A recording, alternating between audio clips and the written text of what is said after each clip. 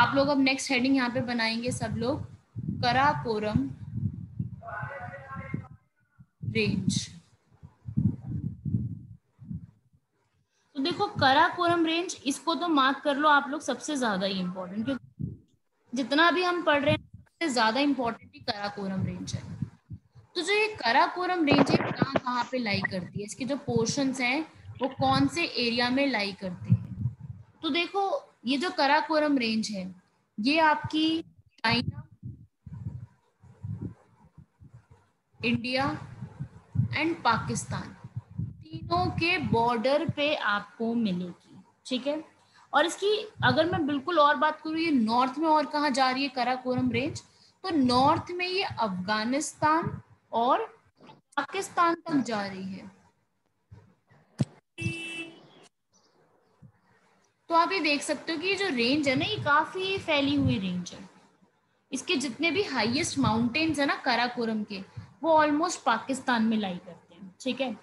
असल में ये प्रॉपरली जो है, प्रॉपरली इसको हम कहें कहाँ से शुरू होती है, ये सबसे पहले अफगानिस्तान में है, ठीक है। अफगानिस्तान में एक जगह है वाखन का कॉरिडोर,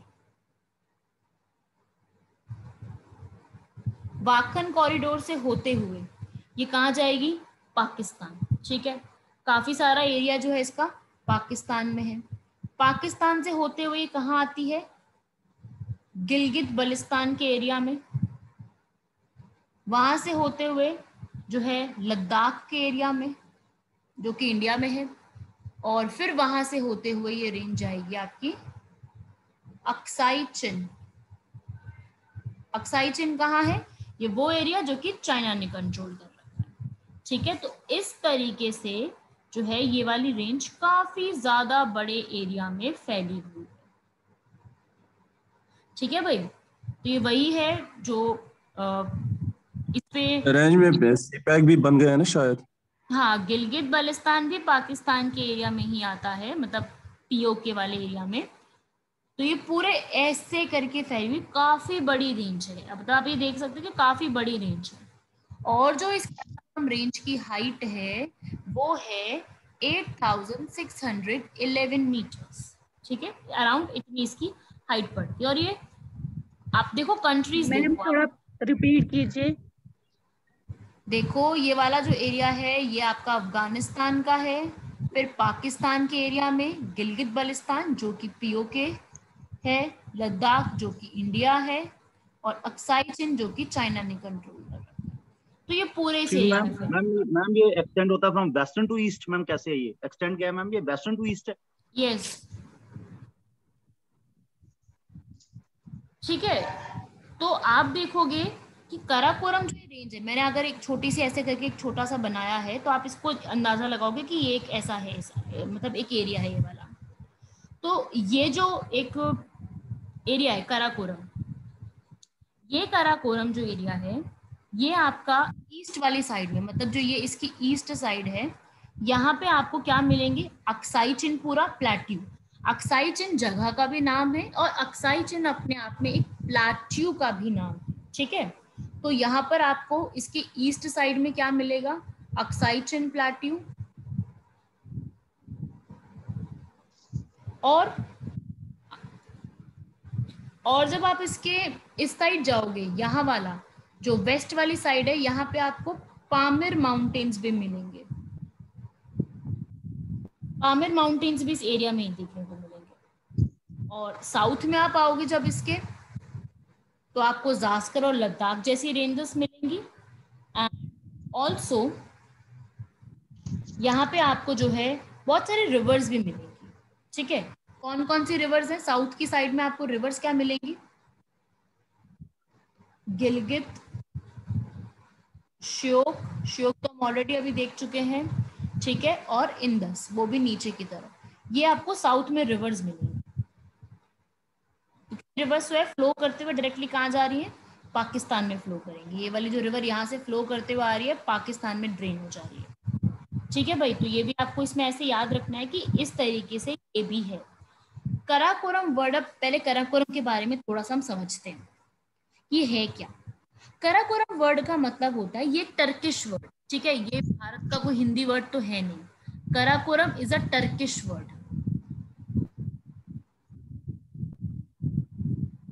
सैमी, मैं आपको क्लास के अंदर हर एक एक मिनट बाद जो है म्यूट करती हूँ, हर एक मिनट बाद।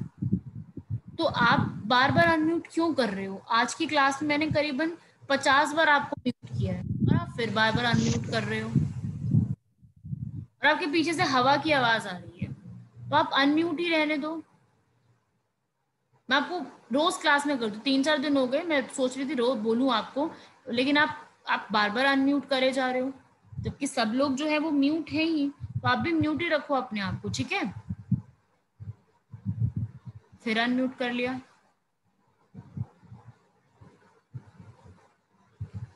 तो टर्किश है कराकोरम, और ये कराकोरम जो टर्म है, यहाँ पर सबसे पहले ये टर्म जो है वो किसने दी? आपको मैंने अभी नाम लिखवाए थे, विलियम मूरक्रॉफ्ट एंड जॉर्ज हेवर्ड। जो अभी आपको दो मैंने इन पर्सन्स का नाम लिखवाया था, उन दोनों पर्सन्स ने जो है वो कराकोरम जो है वर्ड इस्तेमाल किया था, ठीक है? कराकोरम, कराकोरम वर्ड का टर्किश में मीनिंग होता है ब्लैक ग्रेवल, जो ब्लैक मिट्टी, ब्लैक पूरा सैंड, वो एरिया। तो ये इन्होंने नाम दिया था ये वाला, ठीक है? तो बाद में इसका नाम कराकोरम एक्चुअली में ही पड़ गया, ठीक है? तो याद रखना इसके अंदर कराकोरम याद रखना। अब एक चीज और ध्यान से सुनो, बहुत ध्यान से एक चीज आप यहाँ पे सुनेंगे सब लोग। ओल्ड नेम ऑफ कराकोरम, देखो इस वाले कराकोरम का सबसे पुराना नाम भी यही है एक्चुअली में। इन्होंने इसके लिए एक बेसिक और वर्ड यूज किया था, मुस्ताग, ठीक है? पुराना एक नाम और यूज किया था, मुस्ताग, MUZTAGH, मतलब इसका होता है आइस माउंटेन। ये भी एक टर्म यूज की गई थी, ठीक है, पहले, बट बाद में फिर इसका प्रॉपरली नाम कराकोरम ही पड़ गया, तो अब कराकोरम के नाम से ही हम जानते हैं। और एक पॉइंट, एक और लिखोगे आप इसके अंदर, जो हमारे पुराने टेक्स्ट है ना, जो हमारे भारत के टेक्स्ट हैं पुराने, उन टेक्स्ट में ट्रेडिशनल नेम एक और दिया गया। अगर आपको ऑप्शन में मुस्ताग नहीं मिलता तो आप कृष्ण, कान्हागिरी, कान्हेरी, ये भी नाम जाना जाता है, ठीक है? लिखो नाम ट्रेडिशनल, ये मैं सब कर दूं, सामने स्क्रीन में है, मैं रब करूं, जिसको स्क्रीनशॉट लेना है वो फटाफट ले लो, ये मैं रब कर रही हूँ। तो इसका ट्रेडिशनल एक और नेम आप लिख सकते हो जो पुराने हमारे हिंदू के टेक्स्ट में मिलता है, कृष्णगिरी, या फिर कभी कभी कान्हागिरी, या फिर कन्हेरी, इस नाम से इनको बुलाया जाता है, ठीक है भाई? और इसका मतलब होता है ब्लैक माउंटेन्स, जैसे ब्लैक ग्रेवल था वैसे ही ब्लैक माउंटेन्स। टर्किश में उसको कराकोरम कहते हैं, हम लोग कृष्णगिरी कहते हैं, बस यही नंबर, यही फर्क है और कुछ नहीं। अब मेरी बात से सब लोग यहाँ पे ध्यान से सुनेंगे, अभी चाहे लिखो मत, पर मेरी बात बहुत ध्यान से सुनना। अभी आपको एक बहुत डाउट एक आपका मैं क्लियर कर दूं यहाँ पर। अब हुआ क्या, जब ये सब जो है आपको मैंने बताया 1820 में जो है ये दो लोग थे, विलियम और जॉर्ज, इन लोगों ने पूरा सर्वे किया, पूरा ये घूम फिर के यहाँ पर आए। तो ये घूम फिर के आने के बाद जब है वापस आते हैं तो भारत में क्या बना दिया जाता है, तब तक बन जाता है भारत के अंदर survey of India. Survey of India एक पूरा जो है एक सर्वे करने वाली जो जगह है ना, वो बन जाती है, ठीक है? ये पहले ही बन जाता है, ये हमारी जो ईस्ट इंडिया कंपनी है जो हमारे यहाँ पे आई थी, इन्होंने पहले ये चीज कर दी थी, ठीक है? पहले ही बना दिया था इसको 1802 में, सर्वे ऑफ इंडिया। तो ये जो सर्वे ऑफ इंडिया था, इसने, सर्वे ऑफ इंडिया ने जो है इस पूरे एरिया में, जब ये सर्वे ऑफ इंडिया पूरा यहाँ पर बना बनू के खत्म किया गया, तब इस एरिया में जो है यहाँ पर कुछ जो है यहाँ पर अब सर्च करने लगे कि भाई इस कराकोरम में और क्या क्या है, सर्च करने लगे। तो उस समय के सर्वेयर ऑफ इंडिया, जो कि सर्वे ऑफ इंडिया को संभाल रहे थे इस समय के, वो थे थॉमस मॉन्टेग्रो।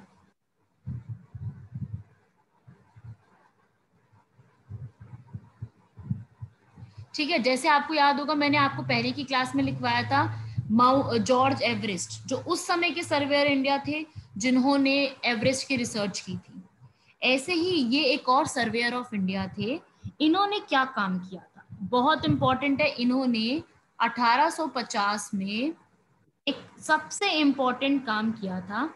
इन्होंने जितनी भी कराकोरम में रेंजेस आती हैं, जो आपका कराकोरम माउंटेन्स है पूरे, इन्होंने उन माउंटेन्स को नाम दिए। इन्होंने उनके क्या बनाए, इन्होंने उनका 6 जो ऊंचे ऊंचे माउंटेन्स है, उस समय सिर्फ 6 ही थे। ठीक है, 6 हाई माउंटेन्स जो हैं, इनको उन्होंने लेबलिंग करनी स्टार्ट की। समझ रहे हो, लेबलिंग करनी स्टार्ट की। और ये लेबलिंग इन्होंने कैसे करी ये भी मैं आपको बता देती हूँ।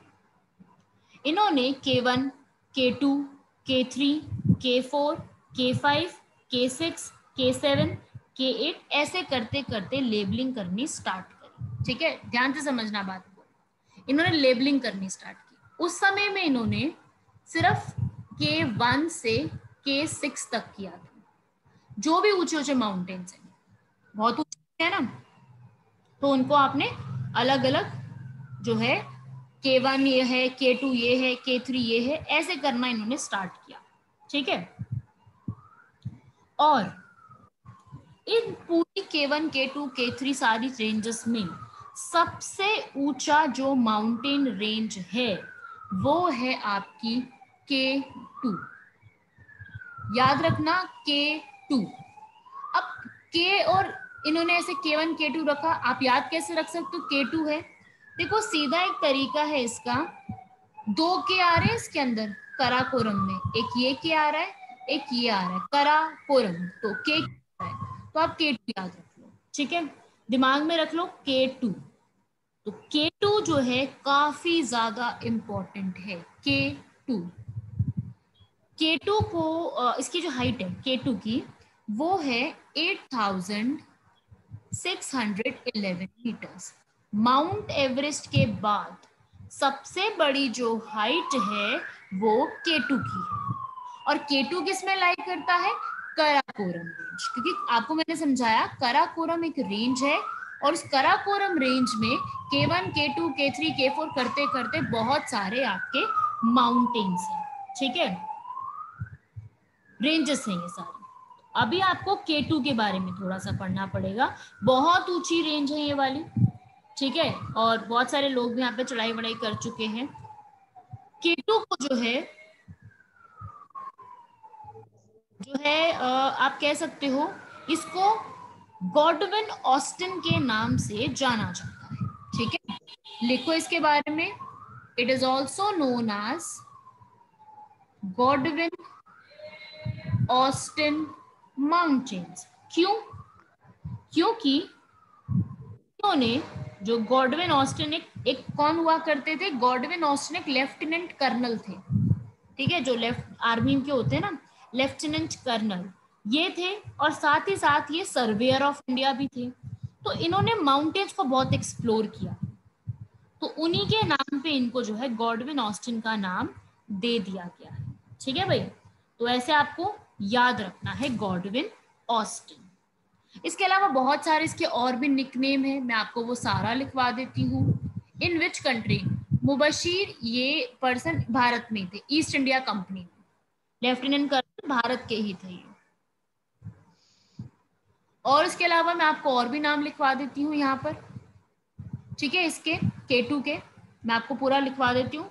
ये मैं रब कर रही हूँ, सारा जो आपके सामने लिखा है मैं रब कर रही हूँ। आगे लिखते हैं। ये वाला जो पूरा आपका ये जो माउंटेन है K2, ये आपका पड़ता है गिलगित बल्तिस्तान POK के एरिया में। ठीक है, अभी मैंने आपको बताया ही कहाँ कहाँ पे है। अच्छा, K2 आप पूछ रहे हो, ओके। K2 आपका जो पड़ता है ये आपका पूरा इसका जो एलिवेशन है वो POK के एरिया में आता है। ठीक है, गिलगित बल्तिस्तान पीओके के एरिया में ही ये पड़ता है। ठीक है, तो लिख लीजिएगा पीओके का एरिया ही है।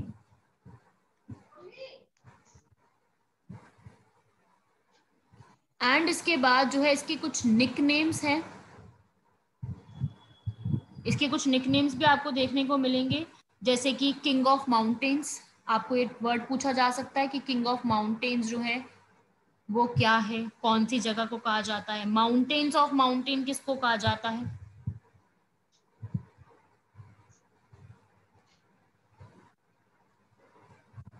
ठीक है, याद रखना। और ये सब नाम इसको तब मिलते हैं जब एक पर्सन थे इटली के, इटली के क्लाइंबर थे जिन्होंने पहली बार इनको क्लाइंब किया था, इस केटू माउंटेन्स को। पर्सन थे वो लीनो लाकेडेली।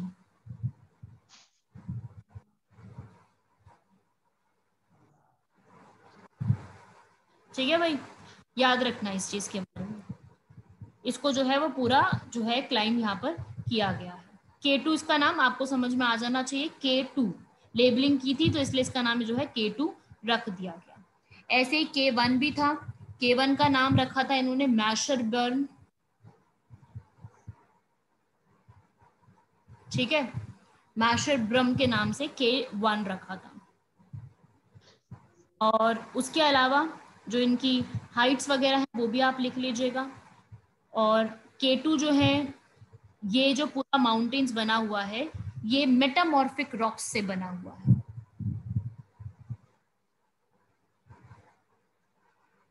ठीक है, K2 माउंटेन्स मेटामॉर्फिक रॉक से पूरा एरिया बना हुआ, जो पूरा जो है एरिया तैयार है वो मेटामॉर्फिक रॉक्स है। बहुत पुरानी रॉक्स हैं ये वाली। इसके ऊपर जो है काफी फिल्म्स भी बनी है, मूवीज बनी है। ठीक है, डॉक्यूमेंट्रीज बनी है। जो इटली के लोग हो गए, अमेरिका के हो गए, उन्होंने काफी लोगों ने इसके ऊपर कुछ ना कुछ बनाया है। ओके, इसके ऊपर एक पास भी है। आप लोग को ये इसका पास का नाम जो K2 में लाई करता है वो है विंडी पास। ठीक है, डिटेल में इसको हमें नहीं पढ़ना, लेकिन आपको पता होना चाहिए कि ऐसा पास है, विंडी पास। 6111 मीटर्स का ये एक पास है जो कि विंडी पास इसी में लाई करता है। ठीक है, तो अभी आपको क्या समझ में आया? पहले हमने क्या पढ़ी? सबसे पहले हमने जास्कर रेंज पढ़ी, उसके कुछ पासेस पढ़े। जास्कर रेंज में कुछ खास इंपॉर्टेंट पासेस नहीं थे। फिर हम लद्दाख में आए, लद्दाख रेंज के बारे में पढ़ा, उसके 3 मेजर इंपॉर्टेंट पासेस पढ़े, चारघाट हो गया, खारदुंगला हो गया, चांगला हो गया, वो सब पासेस के बारे में पढ़ा। ठीक है, और फिर उसके बाद हमने जो है स्टार्ट करी अपनी कराकोरम रेंज। कराकोरम रेंज की हाईएस्ट पीक हमने देखी K2। ठीक है, हमने जिसमें के बारे में K2 के बारे में पूरा देखा कि K2 कहाँ पर लोकेटेड है, और जो है K2 का कौन सी रॉक्स हैं, क्या कैसा है, कौन सा पास है यहाँ पर। ठीक है, K2 के बारे में। अब इसके बाद अब वापस हम कराकोरम पे ही आते हैं कि कराकोरम में और क्या क्या चीजें हैं।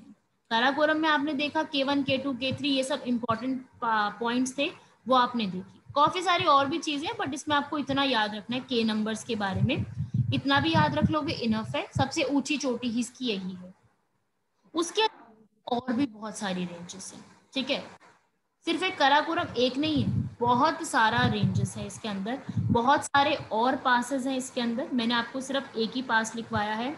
उसके अलावा मुस्ताग, कराकोरम, मिंटका बहुत इंपॉर्टेंट है, मिंटका वो तो वो भी हमने अभी यहाँ पर करने हैं। तो वो सब अभी हम आगे की क्लासेस में आगे का भी करेंगे। ठीक है, वो अभी हम जो है आगे अपकमिंग क्लास में उसको कवर अप करेंगे। यस, गलवान वैली और सियाचिन के बारे में भी हमें इंफॉर्मेशन। हाँ बिल्कुल, वो भी पढ़ेंगे after the completion of passes. मैं बीच में नहीं करवाना चाहती, जैसे ही पासेस और ये सब पूरा माउंटेन जो हमारी 5 रेंजेस हैं, जो इम्पोर्टेंट सबसे ज्यादा इम्पोर्टेंट है, कराकोरम, जास्कर, लद्दाख, पीर पंजाल, धौलाधर, ये सब पूरा जब कंप्लीट हो जाएगा तो सियाचिन, गालवान, ये सब हम एक्स्ट्रा में इनके फिजिकल फीचर्स कहाँ कहाँ पे लोकेटेड है, इनके इंपॉर्टेंट पॉइंट्स, ग्लेशियर्स, हर एक चीज को कवर करेंगे। अभी सिर्फ और सिर्फ माउंटेन्स पे ध्यान दे रहे हैं, इसलिए मैं आपका बिल्कुल भी जो है वो भटकाना नहीं चाहती कि बीच बीच में सब कुछ लिख लो।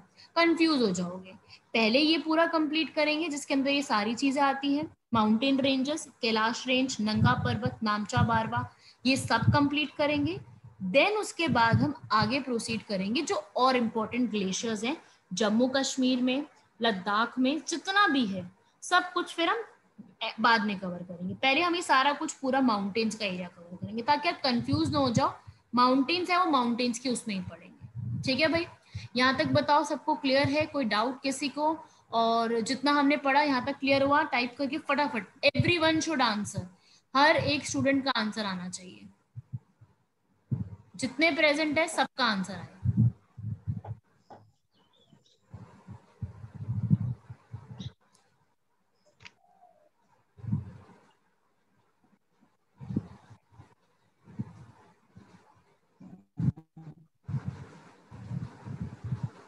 ठीक है भाई, यहाँ तक क्लियर है? बहुत बढ़िया बात है। जहाँ तक क्लियर हो गया सबको, रिकॉर्डिंग जो है मैं ये वाली अपलोड करवा दूंगी। ठीक है, और कोई किसी को कुछ डाउट? मैम कल के नोट मिला ही नहीं मैम, एक्सक्यूज मी। मैंने बताया तो था कि कल के नोट्स जो है वो ऑलरेडी पहले ही सेंड कर रखे हैं ना, और दोबारा से भी भेज दिए थे। जी मैं वो ऑलरेडी पहले ही सेंड की थी मैम। वो पहले ही सेंड हो रखे हैं तो दोबारा भेजने की क्या नीड थी उसमें?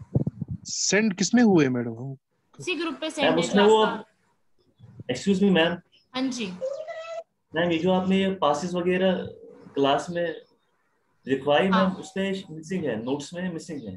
ठीक है, मैं वो वाले नोट्स भी आपको भेज देती हूँ। अगर आपको पासेस वाले सेपरेटली नोट्स चाहिए तो वो भी मैं आपको भेज देती हूँ। ठीक है, okay ma'am, thank you ma'am. हाँ जी। मैम जी भिंडी पास किसको कनेक्ट करता है? पिंडी पास ना एक्चुअली ये एक सिर्फ नाम का पास है, बेसिकली किसी को कनेक्ट नहीं कर रहा है। ये जो पास है आपका विंडी पास, ये सिर्फ एक मतलब बेसिकली सिर्फ एक पास का नाम दे रखा है, बट एक्चुअली कुछ कनेक्ट नहीं कर रहा है किसी को। सिर्फ एक पास है जो कि उस एरिया में लाई करता है, बाकी ये कुछ इसका रेलिवेंस है नहीं। मैंने आपको सिर्फ लिखवा दिया कि नाम आपको पता होना चाहिए, बट ये इंडिया में उतना ये मतलब बेसिकली एक्सेसिबल नहीं है यहाँ पे। इसको अभी तक ये ईस्टर्न साइड पे पड़ता है, तो इसको अभी तक एक्सेस ही नहीं किया गया है, इस पे विजिट ही नहीं कर पाए हैं अभी तक, इसलिए ये अभी एग्जिस्ट ही नहीं करता। सिर्फ नाम है इसका, बाकी कनेक्ट किसी को नहीं करता क्योंकि यहाँ पे कोई जाता ही नहीं है। ये पास ऐसा एरिया है जहाँ पे कोई विजिट ही नहीं कर पाया है, तो इसलिए किसी को कनेक्ट भी नहीं कर रहा है। Thank you ma'am. एक्चुअली ना वो नोट्स जो पीडीएफ भेजते हो आप वो खुलता है, लेकिन बट जो पीटीएस कुछ समथिंग है वो ओपन नहीं होता है हमारे इस पे अच्छा मोबाइल पे। देखो मैं बताती हूँ, सुनो। हाँ मैम वही वो मैं उसी- कुछ का तो अरे नहीं हाँ खुलता। कोई दिक्कत नहीं है। पीपीटी को ही मैंने पीडीएफ में बना के भेज दिया है कि जिन स्टूडेंट्स का पीपीटी ओपन नहीं होता वो पीडीएफ में देख लें, कोई फर्क नहीं है, एक ही चीज है वो दोनों एक ही नोट्स हैं। बस मैंने फॉर्म कन्वर्ट कर दी। मेरे पास सारी पीपीटीज मैंने बनाई थी, उन पीपीटीज को मैंने आपको जब भेजा तो मैंने पीपीटी और पीडीएफ दोनों में भेज दिया, ताकि जिन स्टूडेंट्स में जो भी दिक्कत हो वो अपने फोन के हिसाब से देख लें। और नहीं खुलता तो WPS ऑफिस डाउनलोड कर लो, सब कुछ उसमें ओपन हो जाता है, कोई दिक्कत नहीं आती होती, तो आप देख लो उसके अंदर। ठीक है, एक ही है। Okay thank you ma'am. ठीक है, मैं दोनों Thank you, नोट्स ma'am. इसलिए Thank you. सेंड कर देती हूँ ताकि जिनके भी फोन में कुछ भी ऐसा दिक्कत है उनको कोई प्रॉब्लम ना आए इस चीज के लिए। Thank you ma'am. Thank you ma'am, thank you. Okay then, thank you so much everyone. कल की क्लास में बात ओके मैम। करते हैं। Bye everyone, take care.